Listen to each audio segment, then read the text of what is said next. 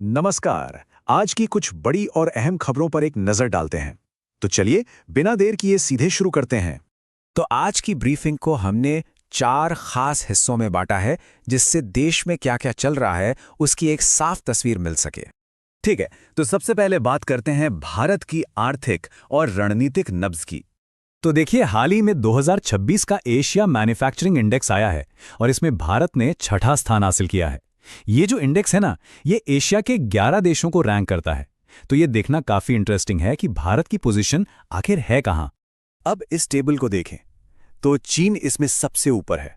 उसके बाद मलेशिया और वियतनाम आते हैं। इससे हमें एक अंदाजा लगता है कि इस रेस में भारत की जगह कहां बनती है।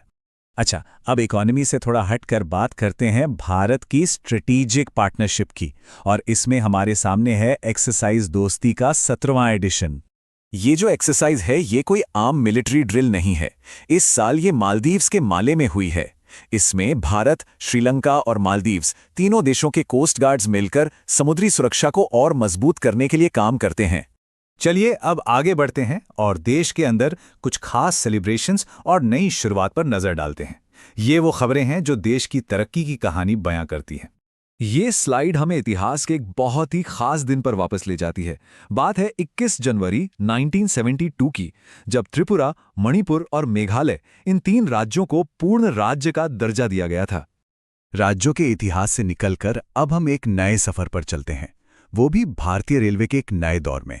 जी हां, भारत की पहली Vande Bharat sleeper train launch हो गई है। देखिए, ये सिर्फ एक नई ट्रेन नहीं है, बल्कि इंडियन रेलवे के लिए एक बहुत बड़ा लीप है। अभी तक जो वंदे भारत ट्रेनें थीं, वो चेयर कार वाली थीं, मतलब दिन के सफर के लिए।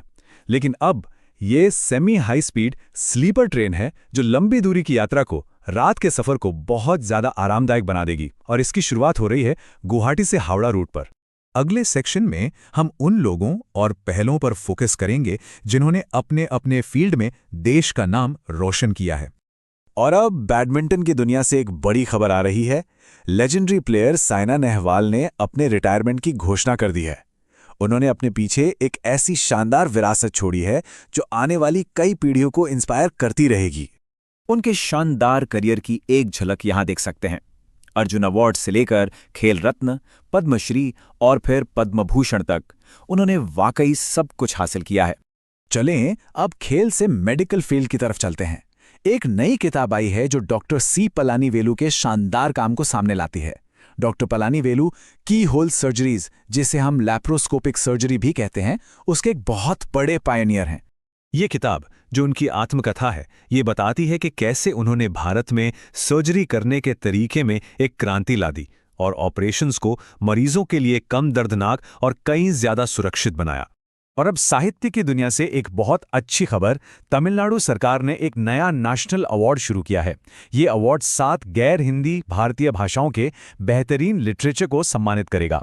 ये हमारी भाषाई विविधता को सेलिब्रेट करने की दिशा में एक बहुत बड़ा कदम है। अब आते हैं हमारे आखिरी सेक्शन पर।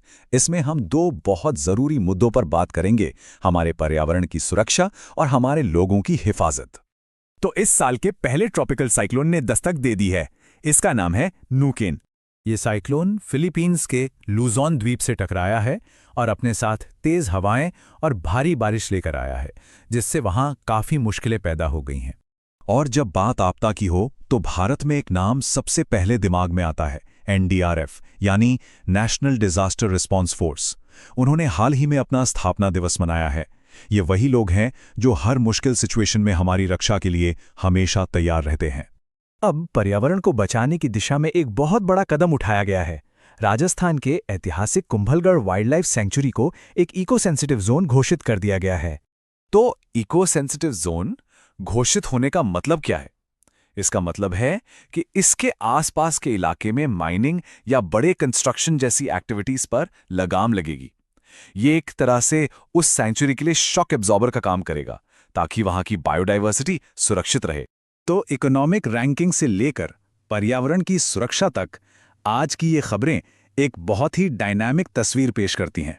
अब एक सवाल मन में आता है कि आज की इन तमाम घटनाओं में से वो कौन सी एक घटना होगी जिसका असर सबसे लंबे समय तक महसूस किया जाएगा।